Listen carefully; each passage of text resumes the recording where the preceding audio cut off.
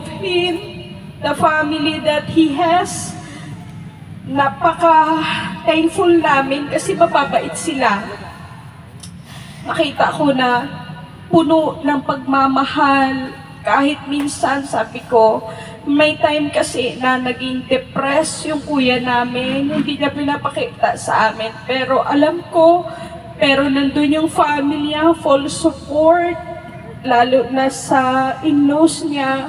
So nakita ko na puno ng pagmamahal, nawala ang kuya namin, naramdam niya ang pagmamahal ng buong pamilya.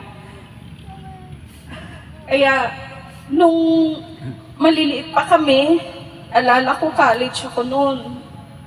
Siya yung nagpapadala ng allowance. Kasi ako na lang naiwan sa bukid noon.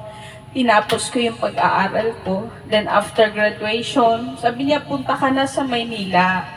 Kaya dito na rin ako nakipagsapalaran sa tulong niya at ng nanay namin.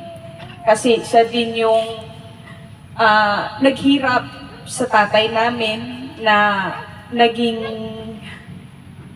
nagkasakit. 6 months yun. Siya din nag-alaga. Siya gumastos.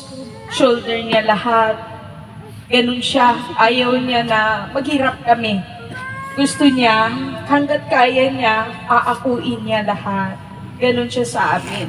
Kaya malaki ang pasasalamat namin na nagkaroon kami ng kuya na ganun, na sinama niya kami sa pag-ahon. Kasi lumaki kami, mahirap lang kami.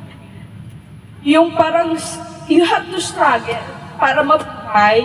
Ganun kami farmer yung tatay ko, nanay.